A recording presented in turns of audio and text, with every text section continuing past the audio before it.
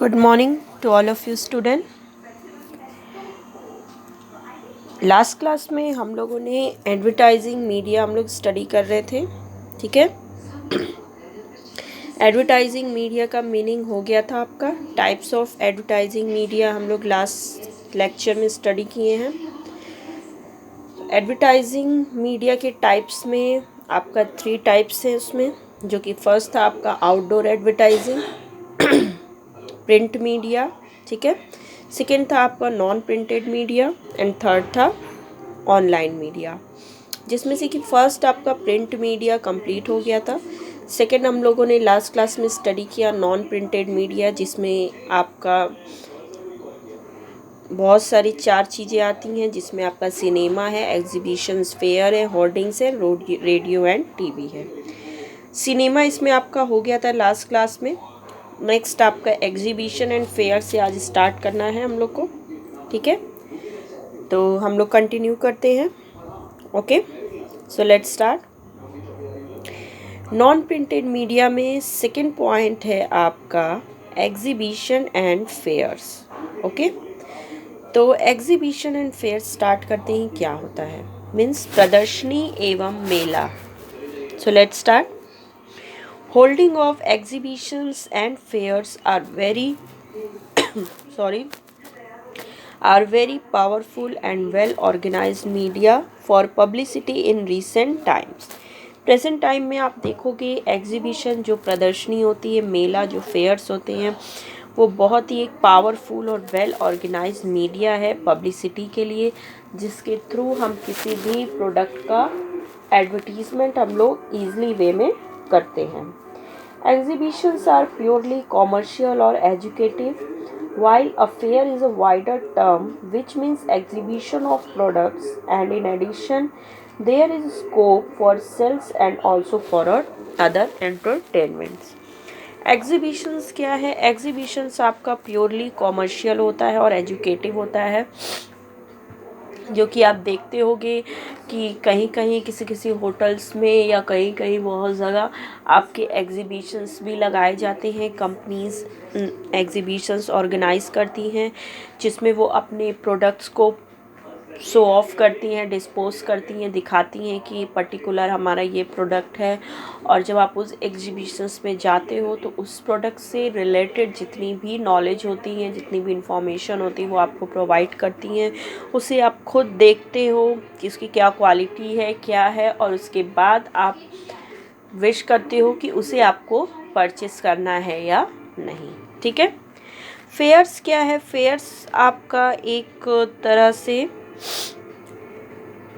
Fears क्या होता है? फेयर्स भी एक वाइडर टर्म है, जिसका काम यही होता है प्रोडक्ट्स का एग्जीबिशन करना, मीन्स प्रदर्शनी करना, मीन्स प्रोडक्ट को प्रदर्शन करना, उनको शो ऑफ करना। फेयर्स भी जो आजकल आप देखोगे बहुत सारी जो बड़ी बड़ी इंडस्ट्रीज़ होती हैं, बड़ी बड़ी कंपनियां होती हैं, वो फेयर्स वगैरह ऑर्गेनाइज करती हैं। मतलब बड़े बड़े होटलों में या कोई एक पर्टिकुलर प्लेस पर एग्जीबिशंस और फेयर्स लगते हैं उनके प्रोडक्ट्स के। उसमें उनके स्टाफ होते हैं, उसमें आप जाओगे, डिफरेंट डिफरेंट प्रोडक्ट की डिफरेंट उसमें आपके स्टॉल लगते हैं, जिसमें आप देखते हो उस पर्टिकुलर प्रोडक्ट को कि प्रोडक्ट क्या है, उसके फीचर्स जानते हो, और फिर उस पर्टिकुलर प्रोडक्ट को आप परचेज करते हो। ठीक है, तो ये होता है आपका exhibitions and fairs. Exhibition and fairs are generally organized by some trade और एसोसिएशंस और स्पेशलाइज्ड इंस्टीट्यूशन और by the government itself. Exhibitions और फेयर्स आपका जो भी कुछ इंस्टीट्यूशन, वही मैंने बताया, कोई इंडस्ट्रीज़, कंपनी या एसोसिएशन ऑर्गेनाइज करते हैं, जिसमें कि बहुत सारे डिफरेंट स्टॉल होते हैं, जहाँ पर आपको डिफरेंट प्रोडक्ट के फीचर्स की जानकारी आपको मिलती है। क्लियर है? तो एग्जीबिशंस फेयर्स के अब हम लोग मेरिट्स एंड डीमेरिट्स देखते हैं कि इसकी क्या मेरिट्स हैं, क्या डीमेरिट्स हैं। So let's start. सबसे पहले मेरिट्स देखते हैं। एग्जीबिशंस एंड फेयर्स का फर्स्ट मेरिट है आपका, it have direct appeal to the potential buyers as the products are exhibited, even heavy machines are exhibited at special fairs. सबसे main first merit है आपका, मेन इम्पॉर्टेंट होता है exhibition fears का, कि इसमें डायरेक्ट अपील की जाती है बायर से, क्योंकि डायरेक्ट पर्सनल कांटेक्ट होता है बायर से। आप स्टॉल के थ्रू, एग्जीबिशन के थ्रू बायर्स आपके पास आता है, उसको प्रोडक्ट्स के अपने फीचर्स वगैरह बताते हो, तो यहाँ पे डायरेक्टली आप प्रोडक्ट को अपने शो ऑफ करते हो, दिखाते हो। ठीक है, ये एक फीचर्स, ये एक मेरिट्स हुआ उसका। सेकेंड मेरिट्स है, the buyers and sellers can meet and hold discussions in the conferences held along with the exhibitions and fairs. This is more common at international exhibitions and fairs. इसमें क्या होते हैं, buyer और sellers का personal contact होता है। वो लोग पर्सनली या डायरेक्टली इसमें मीट करते हैं, एक दूसरे से डिस्कशन करते हैं, जो भी आपका प्रोडक्ट से रिलेटेड आपकी जो भी प्रॉब्लम्स होगी या जो भी आप उसके बारे में जानना चाहते हो, आप उनसे वो आस्क ईज़िली आप पूछ सकते हो। और सेलर्स भी आपसे डायरेक्ट कांटेक्ट करता है, वो डायरेक्टली आपको उस पर्टिकुलर प्रोडक्ट के फीचर्स की फुल नॉलेज देता है। ठीक है, जिसके थ्रू बायर्स एनकरेज होता है उस पर्टिकुलर प्रोडक्ट को परचेज करने के लिए। क्लियर है? अब इसके डीमेरिट्स क्या क्या हैं ये हम लोग देखते हैं। फर्स्ट डीमेरिट है आपका, holding of exhibitions and fairs need tremendous organizational work.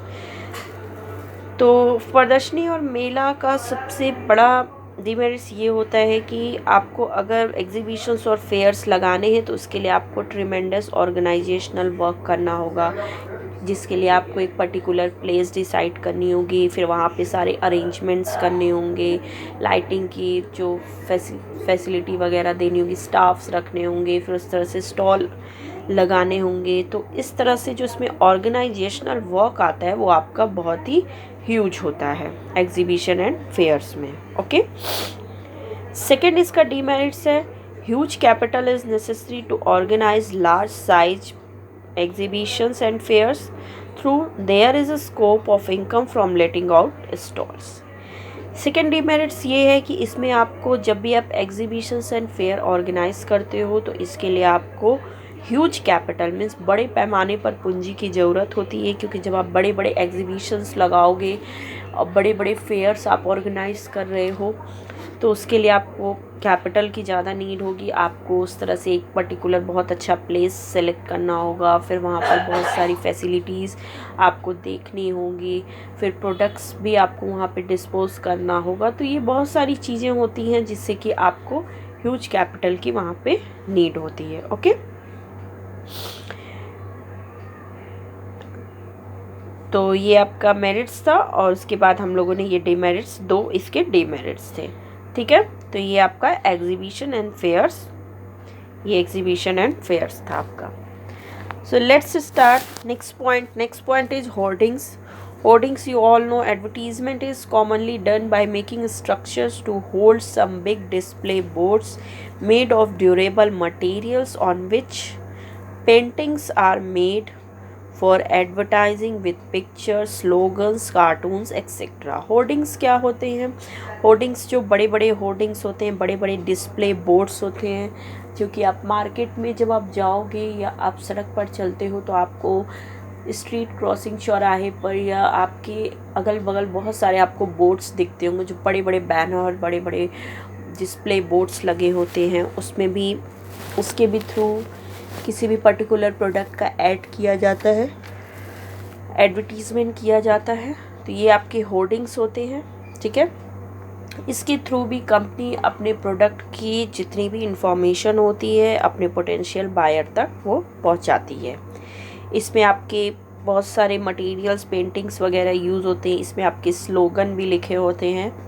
तो ये बहुत सारी चीज़ें हैं। और इसमें जो भी स्ट्रीट्स को सेलेक्ट किया जाता है, जो कि बहुत अच्छे स्ट्रीट्स हो, वहीं पर ये बोर्ड्स लगाया जाता है जहाँ पर ज़्यादातर लोगों का आना जाना हो। इसमें डिफरेंट लाइट्स को भी यूज़ किया जाता है। बहुत सारे आप बोर्ड्स में देखते होंगे कि वहाँ पर लाइटिंग की भी बहुत व्यवस्था होती है, डिफरेंट लाइट को वहाँ पे यूज़ किया जाता है प्रोडक्ट को डिस्प्ले करने के लिए। ठीक है, तो इसकी क्या इम्पोर्टेंस है होर्डिंग्स के? These are very effective in local areas and often enhance the goodwill of the firm. Hoardings जो होते हैं वो लोकल एरियाज़ के लिए ही होते हैं, बहुत इफ़ेक्टिव होते हैं और इस तरह से वो फर्म की गुडविल, फर्म की रेपुटेशन को भी इंक्रीज़ करते हैं। क्योंकि आप होर्डिंग्स बाहर बाहर दूसरी दूसरी जगह जाकर के नहीं लगा सकते हो, आप जो लोकल एरिया है जहाँ पर, वहीं पर आप ये डिस्प्ले बोर्ड्स वगैरह आप इस्टेब्लिश कर सकते हो, लगा सकते हो, ठीक है। But there scope is very limited. इसका डीमेरिट्स ये है कि इसका स्कोप बहुत ही लिमिटेड होता है, क्योंकि जितने उस एरिया के पर्टिकुलर लोग होंगे उतने ही लोग उस बोर्ड को, उस होर्डिंग्स को सीन करेंगे, तो आपका जो एडवर्टीज़मेंट होगा उस पर्टिकुलर उतने ही लोगों तक ये लिमिटेड होता है। क्लियर है? तो ये होर्डिंग्स था आपका। नेक्स्ट आ जाइए, नेक्स्ट टॉपिक है आपका रेडियो एंड टेलीविज़न।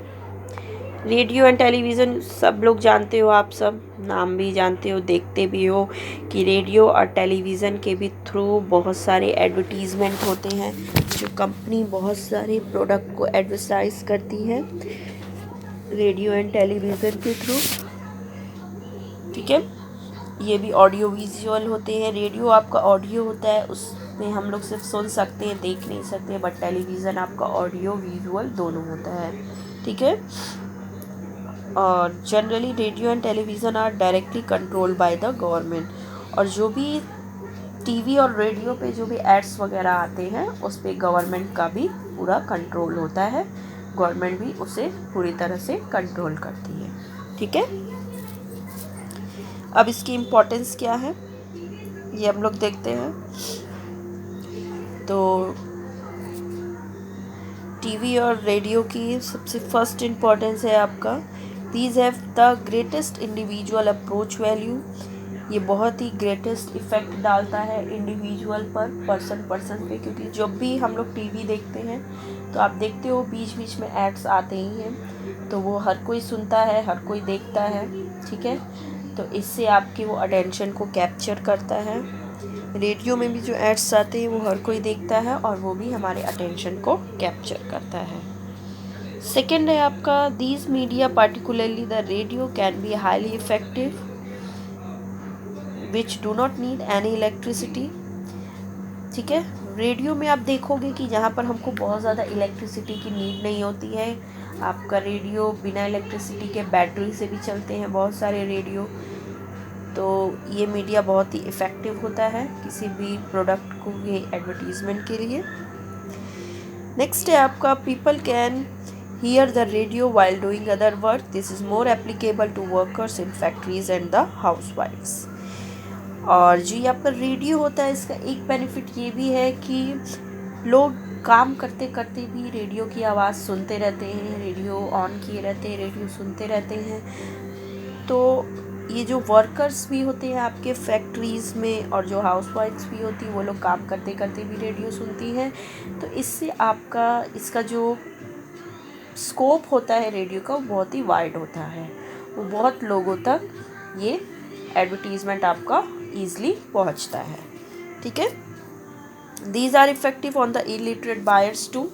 एक इसका बेनिफिट ये भी है कि ये इलिटरेट बायर्स तक भी ईज़िली पहुंचता है। इलिटरेट बायर भी जो अनपढ़ लोग होते हैं वो लोग भी टीवी रेडियो आराम से मतलब सुन सकते हैं और देख सकते हैं, तो उन तक भी आपके किसी भी प्रोडक्ट की एडवर्टीज़मेंट ईज़िली पहुंचती है, ओके।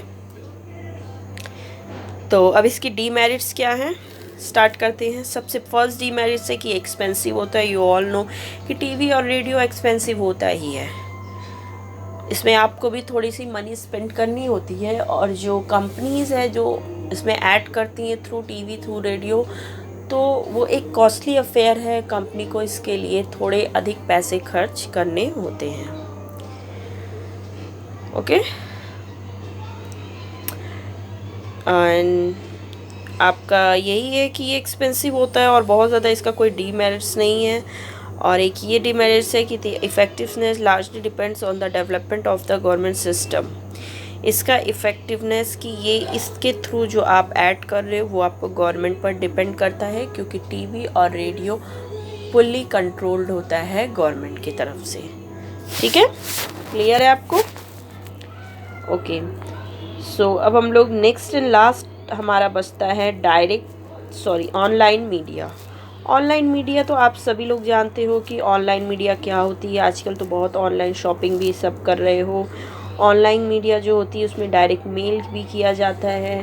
डायरेक्ट मेल के भी थ्रू हम लोग देखते हैं, या सोशल साइट्स वगैरह आप देखते हो उस पर भी बहुत सारे प्रोडक्ट के ऐड आते हैं, या आप यूट्यूब वगैरह भी देखते हो तो उस पर भी बहुत सारे एड्स आते हैं। तो ये सारी ऑनलाइन चीज़ें हैं कि ऑनलाइन माध्यम से भी कंपनी अपने प्रोडक्ट का, सर्विस का ऐड करती है। ठीक है, इसमें बहुत ज़्यादा बताने की ज़रूरत नहीं, क्योंकि आप सब लोगों को पता होगा ऑनलाइन के थ्रू कैसे ऐड होती है।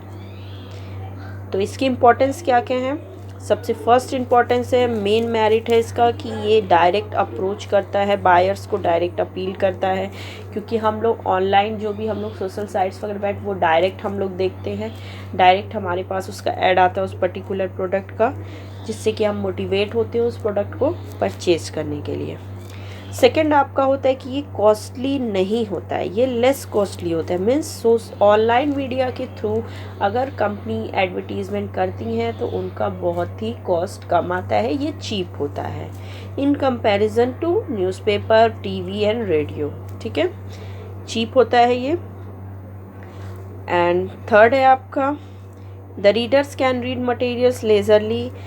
ऑनलाइन मीडिया में आप आराम से भी अगर बैठे हो, कहीं भी हो, इधर उधर हो, किसी भी टाइम अगर आप फ़ोन यूज़ कर रहे हो, सोशल साइट्स देख रहे हो, तो आप ईज़िली उसको आप देख सकते हो। किसी भी टाइम आप वो ऐड को आप ईज़िली अपने घर पे भी बैठे या किसी भी टाइम आप ईज़िली उस पर देख सकते हो। ठीक है, ये ईज़िली रीच होता है किसी भी कस्टमर तक। नेक्स्ट है, it develops a personal touch with the potential buyers which has a great psychological impact।